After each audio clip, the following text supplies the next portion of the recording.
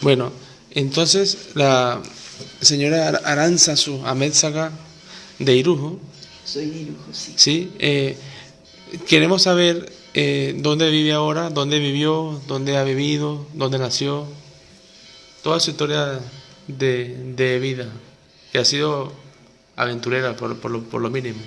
Bueno, aventureros fueron mis aitas, que tuvieron que salir de Algorta, de las Arenas, eran mi aita y mi ama, y con la guerra civil del 36.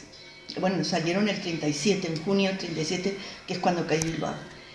Y se fueron al mundo, primero a Francia, donde son recibidos gracias, y eso hay que decirlo siempre, a la gran organización del gobierno vasco. Fueron recibidos muy bien por las autoridades francesas, que no estaban por la tarea de recibir a nadie, lo cual en cierta manera es normal. Ellos tenían su lío, Hitler estaba ahí asomando ya la nariz y tenían miedo.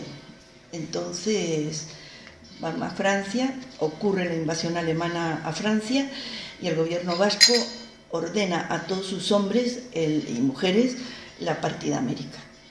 Lo ordena como para salvarles la vida, porque sabía que los hombres había ocurrido el secuestro de Companys, del presidente catalán, secuestro y posterior fusilamiento, porque entre que lo agarraron y lo fusilaron no pasaba ni creo que ni un mes, y tenían miedo de que eso ocurriera no solo al Lehendakari Aguirre, sino a los hombres que estaban involucrados en el nacionalismo vasco. Así que mis padres embarcan en Marsella, el último mercante que sale de Marsella, en enero del 41. Y llegan tras un viaje de 15 meses, donde estuvieron en campos de concentración, en África, en Marruecos, al norte de Marruecos, y con muchas vicisitudes, son 3 barcos, los llevan a América, y llegan a la Argentina, que era el destino que ellos eligieron, fue Argentina, porque allí mi madre tenía una prima y mi aita tenía un hermano, su hermano el mayor. Y bueno, llegan al puerto de Buenos Aires. Siempre lo digo y lo diré toda la vida, fueron recibidos excepcionalmente. Los refugiados de Europa, y ahora lo está viviendo Europa con los sirios que nos vienen de la guerra de Siria, eran recibidos con mucha precaución. No sabían lo que venía de Europa, si era un adelanto del nazismo o qué podía ser. Entonces todos los barcos que llegaban a la Argentina eran enviados a una isla, como la isla de Ellis en Nueva York, pues así, que se llamaba Martín García. Está en el delta donde el Paraná desemboca en el Uruguay y hace en el Río de la Plata. Y los vascos no. Los vascos éramos recibidos en el puerto mismo de Buenos Aires al son de chisto y tamboril. El barco de mis padres, que era el Río de la Plata, que era un barco mercante que iba costeando toda América del Sur, es recibido por el gobernador de Buenos Aires. Es decir, que fuimos tratados con un honor específico, con lo cual tranquilizaba mucho a los que bajaban de los barcos, que eran también custodiados, vamos a decir pastoreados, porque es por el Laurac Bat de Buenos Aires, y mi padre a la semana tuvo trabajo. En Buenos Aires, que era sí, en los años 40. En el año 41. Ellos llegaron en el 42, abril del 42. Llegaron un año, 15 meses. Y era el siglo donde Argentina era el faro de América en empleo, en educación, sí, en economía, era una potencia. Había menos analfabetismo en Argentina que en toda Europa. Sí, señor. Era más un país, bueno, eso lo dijo hace poco Vargas Llosa, sí, que Argentina era un faro de conocimiento y de un portento económico. Y entonces usted nació unos años después. Nací a los 9 meses exactos de esa llegada. De llegar a mis padres a Buenos Aires, y ahí se hace, nací y estuve allí muy bien esos primeros meses. Y se organiza lo que ya te contaba antes, el evento de la Gran Semana Vasca, que era mostrar los vascos a los países receptores, que en su mayoría eran Uruguay, Argentina y Chile, que los vascos éramos algo más que la fama que teníamos de buenos pastores, que ya era una fama vieja, porque los viejos pastores que fueron con nuestras guerras carlistas ya eran dueños de chacras y haciendas en Argentina y Uruguay, y tenían muy buena acomodo en Chile, gracias a lo que te digo del boom del cobre y de todo eso. Trabajaban el vasco prospera, donde va prospera, sí. eso es así. Y ellos querían manifestar que además de todo eso teníamos una lengua propia, la más vieja de toda Europa, anterior a Roma, por supuesto. Teníamos una cultura, teníamos unas danzas muy peculiares. Y en la Semana Vasca de Montevideo, que es cuando mis padres dejan Buenos Aires y se instalan en Montevideo, lo digo siempre porque es muy importante, la Icurriña desfila junto a las banderas de Uruguay, Chile y Argentina, delante del presidente del Uruguay, que en ese momento era Juan José Amézaga. No era pariente nuestro, no era pariente de mi padre, pero bueno, era hijo o nieto, creo que era de vascos, también sí. Emigrado de las guerras carlistas, pero con un nieto, con un nieto ya universitario y dispuesto a ser un gran presidente como lo fue de Uruguay. Sí, es que fueron miles de personas que han dejado sus genes, porque si uno ve al día de hoy las selecciones de fútbol de Chile, Argentina, Uruguay, Olarticochea, Bengoechea, Burruchaga, o sea, es interesantísimo desde el punto de vista poblacional, demográfico, toda esa que la inmigración o los exilios forzados a la postre son positivos para quienes reciben, los países que reciben, porque dan escritores, dan profesores, sí. Como nuestros abuelos, y dan futbolistas, dan todo. Sí. Bueno, en el barco de mis padres iba Francisco Basterrechea, que había sido diputado y un hombre importante dentro de la política de aquel momento en el Estado español, y su hijo, que iba en ese barco, un mozo de 18 años, era Néstor Basterrechea. Iban también, bueno, los de la Torre, era un grupo de excepción, iba también este escritor de Algorta, Tellagorri, iba mi padre, que era un hombre instruido, era abogado, era un hombre que hablaba 7 lenguas, escribía y traducía en 7 lenguas ya por entonces, era un escritor de raza, mi aita, y bueno, así podría contar, perdón, de todos los que formaban el grupo vasco. Era una clase media ilustrada. Eso es lo que perdió Euskadi con la guerra. Sí, ¿y de qué pueblo eran sus aitas? Mi aita era de Algorta. Sí, toda la familia de mi aita es de Algorta. ¿Y la ama? Sarría, Arestis, todos eran de Algorta. Los Arestis parece que venían del Duranguesado, que eso les daba mucho prestigio, pues. y mi madre era producto de las guerras carlistas. A su abuelo lo habían matado en la guerra carlista en Navarra, y ellos se exilan, por decirlo así, a un familiar que tenían en Mutriku, en Guipúzcoa, y allí crece mi abuela, mi abuelo, y bueno, y luego él era marino, mi abuelo Inocencio Iribarren, pero se cansó de navegar. O sea, su segundo apellido es Iribarren. Amézaga Iribarren, de soltera, ¿no? Sí, exacto. Sí. ¿Y Iribarren. ¿Esos Iribarren eran de Navarra? Venían de Navarra, eran Iribarren Gorostegui, mezcla navarro y guipuzcoano. Y este era marino, yo siempre lo cuento porque es parte del gen vasco. Este hombre era marino. Bueno, era hijo, fíjate, ya de una gente que había tenido que salir de Navarra y refugiarse en Guipúzcoa. Bueno, él ya era mecánico de barco, pero él se cansó de navegar, y eran barcos de cabotaje que iban hacia el Báltico. Y él ve que ya en el Báltico, en la parte norte de Europa, él ve que hay grúas. Y dice, tate, en el Estado español no hay ni una grúa, voy a construir grúas. Y él se lanza a la aventura de una empresa de grúas, Erandio, que ha funcionado hasta hace, no sé, nada. Por supuesto, en la guerra civil se la quitaron. Mi abuelo fue otro de los exilados en silla de ruedas con 80 años camino a Santander. Pero ese fue en otra oleada. O sea, su abuelo se fue exiliado en otra época. Su padre había sido muerto, su madre se exilió con los hijos a Guipúzcoa, porque tenían familiares allí que lo pudieron acoger. Él se hace mecánico de barco, y luego en la guerra civil del 36 le quitan su empresa, se llamaba Erandio, estaba en tierras de Erandio, el ayuntamiento, y le quitan su empresa y tiene que salir corriendo por la vía de Santander. Eso es en el 1937, o sea, vuelve a exiliarse. Sí, entonces volvemos al año 41 en Argentina. Vamos al y ¿Cuándo cruza el Río de la Plata para Montevideo? Exactamente en octubre del 43. O sea, 2 años después de estar en Buenos Aires, Sí. trabajando. No, otros 9 meses después de estar en Buenos Aires. Uh-huh. Yo en Buenos Aires estuve 9 meses. Mis padres me tuvieron a los 9 meses de ellos llegar. O sea, un año y medio en total. Sí. Y entonces llegaron a Montevideo también, trabajando desde un inicio sus padres. Bueno, mi aita en Montevideo trabajó de todo lo que pudo.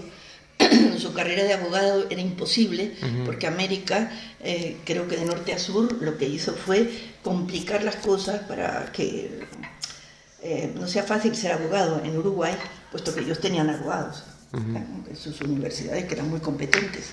Entonces ponen dificultades para la convalidación de títulos. Y en favor de los suyos, claro, eso no se les puede criticar.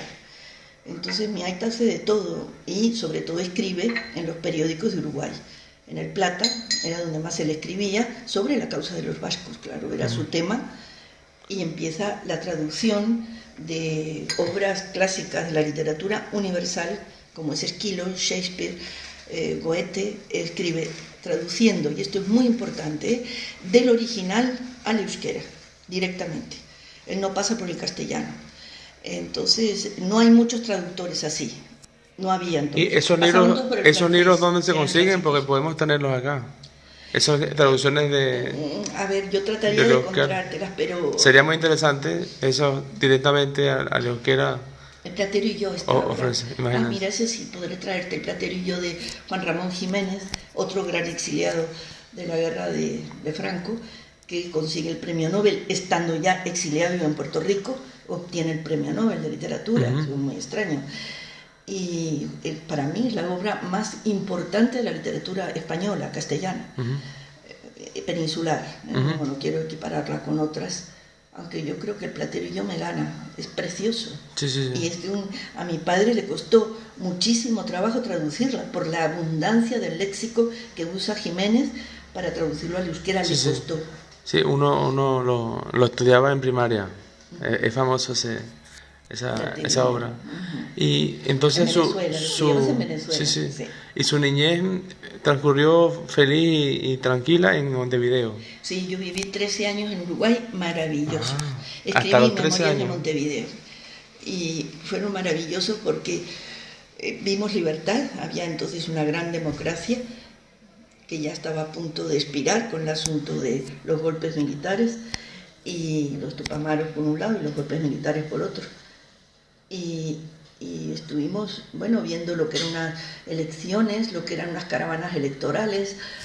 Fuimos recibidos por todo tipo de gente maravillosa en Uruguay. Yo solo tengo recuerdos de gratitud para Uruguay, de gratitud profunda, porque me enseñó lo que es la libertad. ¿Y estudió en un colegio público, privado, católico? No, había que estudiar en monjas. ¿Ah, sí? Sí, mi aita quería que estudiáramos en un colegio inglés para aprender inglés, ya de chicos, pero ahí se impuso el criterio de mi ama, que quería la religión. Era un país laico, Uruguay, o sea, estaba absolutamente separado de Iglesia de Estado. Pero había algo especial, que ojalá ocurriera siempre, que el que era arzobispo de Uruguay, que era Monseñor Barbieri, que luego fue cardenal, ¿con quién? Con Juan XXIII, por supuesto. Era un hombre muy respetado en Uruguay. Entonces, traspasando las fronteras de que fuera Iglesia y Estado, Barbieri era invitado a todos los actos, porque era un hombre sumamente respetado, era respetable. Entonces, ante eso era una excepción. Era Semana Santa se llamaba la Semana Criolla, criolla, como dicen ahí. O sea, estaba absolutamente diferenciado, ¿no?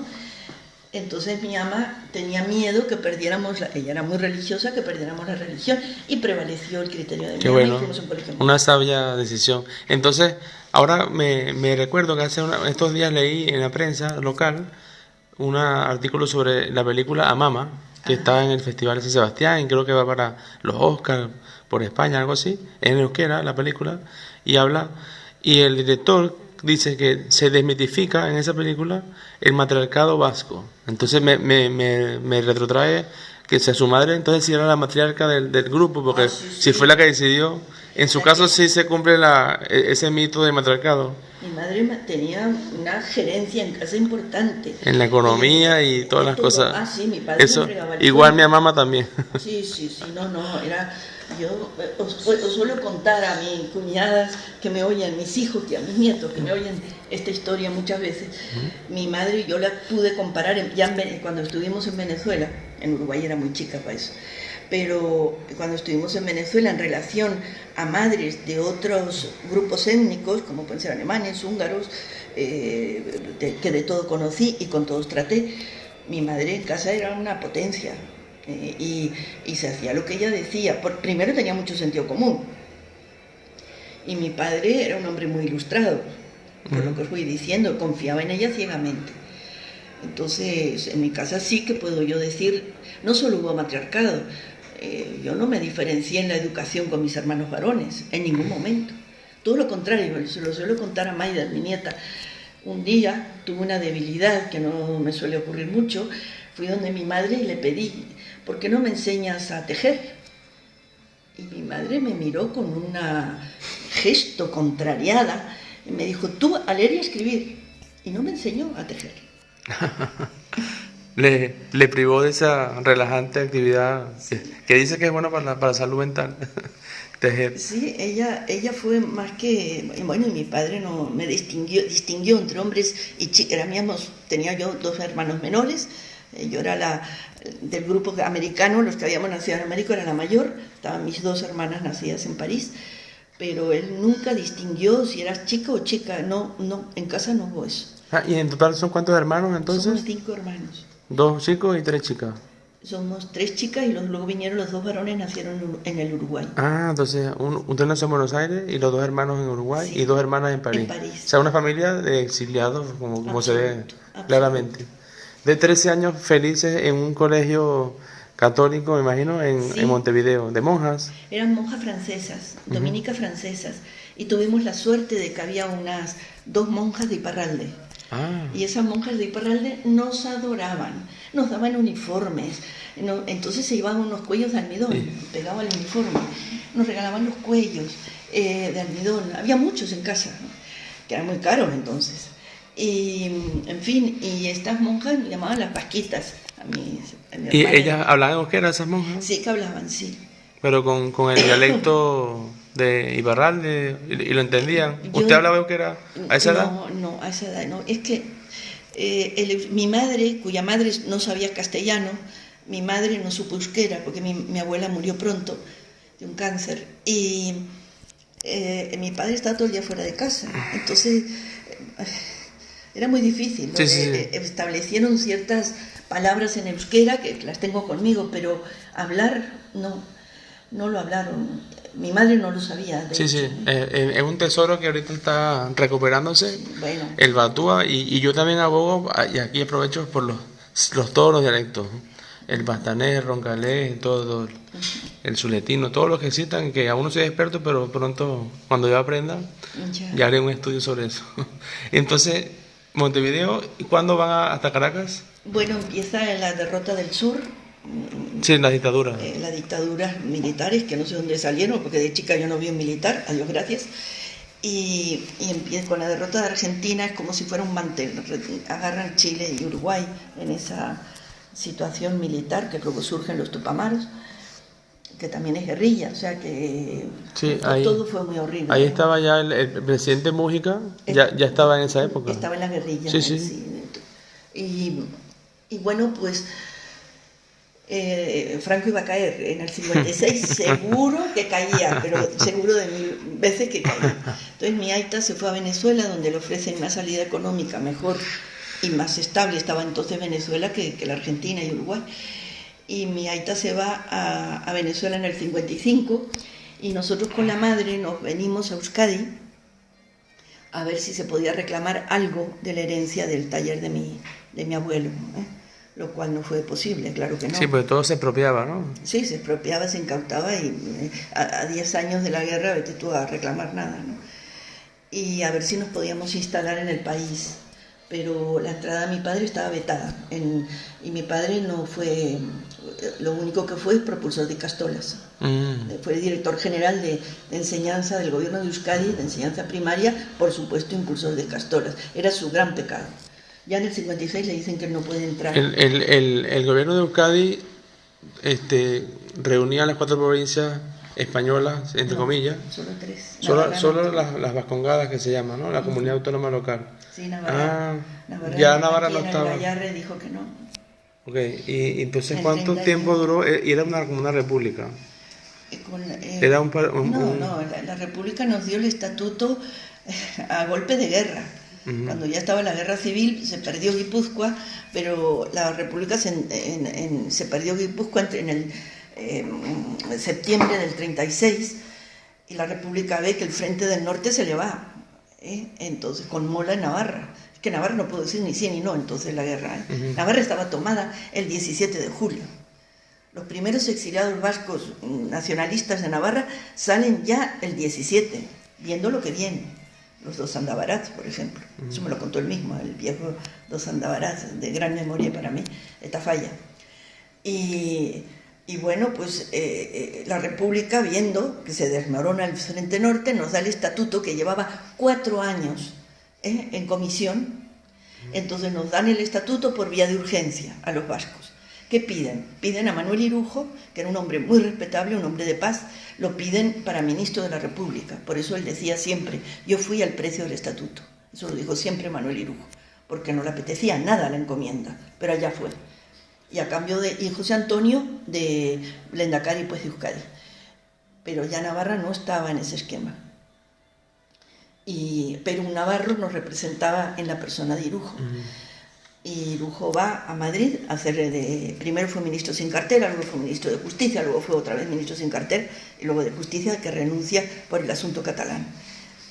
Y bueno, eso fue, y defendimos el norte. Mola siempre dijo que de Pamplona a Bilbao en una semana y listo. Costó 9 meses. Y los vascos no teníamos armamento, ni teníamos cuarteles, porque los cuarteles se fueron con quienes querían irse. Y Mola tenía detrás a Italia y Alemania, porque la guerra civil fue un ensayo de la guerra mundial, eso está claro. Cada vez lo dicen más historiadores. Entonces, con todo ese armamento de Mola, fue necesario el holocausto de Guernica para que el gobierno vasco decidiera, pues bueno, mira, esto ya no podemos más. Sí. Y entonces su padre hizo las Ikastolas en las Vascongadas, pero sí, ustedes vinieron a ver si podían recuperar algo y no pudieron, y se regresaron a Caracas. Y nos fuimos a Venezuela todos, porque éramos... ¿Y todo en barco o en avión? ¿Cómo se iban? Por entonces todo era en barco. Por entonces todavía todo... Por nosotros era más barato, porque estábamos en un duro. El que crea que es ir a América y hacer dinero, ese está muy equivocado, tú lo sabes bien, está muy equivocado. América se va y si se trabaja consigues más igual, más prebendas que en otras partes, porque América entonces estaba bien, pero era muy difícil y eran muchos hijos. Y entonces, pues bueno, pues ya llegamos a Venezuela, la tierra del Dorado, y allá mi padre pues estuvimos en Venezuela, estuvimos 17 años, mi padre muere allí. ¿En Caracas? Y en Caracas. ¿Siempre en Caracas? Está enterrado en el cementerio de los vascos, cementerio del sur de Caracas, en ese panteón que teníamos los vascos como un caserío, porque donde vamos los vascos ponemos un caserío, donde vamos, todos los centros vascos se pueden reconocer un caserío, eso es de los vascos. Y La Guaira y Puerto Cabello, las aduanas de los guipuzcoanos del 18, son 2 caseríos vascos que no pegan ni con cola. Sabes, en la Venezuela tropical, un alero, 2 aleros. Es un referente arquitectónico y económico esa compañía guipuzcoana que 200 años hizo que Venezuela fuese el líder mundial en cacao y café. Que hay que algún día retomar eso. Sí. Y entonces, su juventud, adolescencia pasó en Caracas. En Caracas, en el centro vasco de Caracas. Bueno, en los años 60. Teníamos por ahí, sí, los gloriosos 60 los viví en Venezuela. Sí, o sea, con la democracia. Con Juan 23, con Kennedy. Bueno, Kennedy para mí es un referente, pues no solo le conocí, sino que trabajé. Cuando estuvo ahí en Venezuela. En el 63 creo que estuvo. Sí, no, en el 61 estuvo, porque en el 63 no mató. Sí, era. desgraciadamente. Yo ahora pienso mucho en él, en esta visita del Papa Francisco. Histórica. Lo tenía que haber recibido Kennedy. Histórica. Es histórica. Hoy lo que salió en la prensa es bueno, Obama está muy impresionante. bien, pero... Lo que dijo en la ONU hoy, pero súper genial. Y lo que dijo ayer en el Congreso, sí, tenía que ser una jesuita. Es que, no, y es que Francisco es hijo de aquella Argentina de inmigrantes, él lo dijo, hijo de inmigrantes, hombre que se ha hecho a sí mismo, pero con la exquisita educación que había en el sur. Era una educación exquisita la que nos daban, la pública y la privada. Daban sí. Y daban griego, latín, filosofía, sí, era una educación de altura. Entonces Francisco es producto de eso. Y yo cuando lo oigo hablar, me vienen como oleadas. Esto es el sur, como cuando habla Múgica. Habla muy bien. Prácticamente mi generación, Sí, habla Múgica. Y este director de orquesta, ¿cómo se llama? Boy, tiene un nombre, ahora no me sale, director de orquesta judío, que también es de nuestra misma generación y criado en la Argentina. Entonces son como gente, no sé qué había en aquella educación, nos dieron una vuelta al coco algunas personas. También mucho militar por medio, mucha derecha, y no te cuento cómo está Argentina hoy, para mí es un horror. Sí, lo que decíamos al principio, que Vargas Llosa lo ponía como un faro, ahorita es como un desierto, o sea, de una crisis económica, social, junto con Venezuela, y no por casualidad, son las dos economías más, no sé, o desastrosas o erradas. Entonces, volvemos a Caracas para ya ir finalizando. Cuando regresan ustedes en los 70 aquí a Navarra a vivir, ¿no? Sí, bueno, ya allí en Caracas tuvimos lo que da la democracia, una universidad nocturna. Yo estudié nocturno mi carrera, trabajando en el día. O sea, yo me pagué toda mi carrera, pero no era muy caro, porque era pública. Estudié también en un colegio de monjas, unas monjas franciscanas que eran una maravilla. La directora se llamaba Inés de la Cruz, mi poetisa favorita. Y luego estudié en la Universidad Central de Venezuela, que entonces era de las mejores de América. Sí. Entonces, y era pública. Y yo iba en la noche. Y que tiene 300 años de historia. Ahora no se debe estar que se cae a pedazos. No, aún se mantiene fuerte porque es una ciudad universitaria. Es una ciudad universitaria. Es increíble, es enorme. Es increíble. Era una vieja es más grande que Pamplona, yo creo. Sí. La ciudad universitaria, es verdad, sí. Es verdad. En extensión. Y bueno, pues allí en Venezuela tuve otra vez otro revolcón democrático, porque ahí fue cuando se instaura la democracia en Venezuela. Vi caer al dictador aquel militar, Pérez Jiménez, cuyos hijos viven, los nietos de ese director viven aquí en la Moraleja de Madrid. ¿Del dinero de dónde? De un sueldo militar, no, de la robadera que se trajo. Bueno, luego vi la entrada pues, de toda la democracia en Venezuela, los partidos, otra vez las campañas electorales, y los que vivíamos allí participábamos de aquello, pero profundamente, porque el exiliado tiene eso, es una dualidad. Éramos vascos casi los fines de semana, pero entre medio tenías que vivir en el medio venezolano, que era el tuyo también. En el año 72, mi marido, Peyurujo, que estaba muy involucrado con la causa vasca, que el centro vasco de Venezuela era muy político, pues entonces decide que nos venimos a Euskadi, porque nuestro hijo mayor, Javier, tenía 6 años, y si no lo metíamos en Icastola, pues no íbamos a poder enseñarle el euskera, porque nosotros no lo hablábamos. Esa fue la gran decisión, la gran empuje ¿En qué año? para venirnos. ¿Qué año exactamente? 72. Llegamos aquí en diciembre del 72. ¿Y Franco muere en el 75? Yo lo vi morir en el 77 o 75 murió, ¿no? Como que en el 75, ¿no? Sí, y la transición fue hasta el 78. Cuando muere él, y bueno, y vuelan al carrero, y esas cosas. Eso sí que quieren entrar, mira.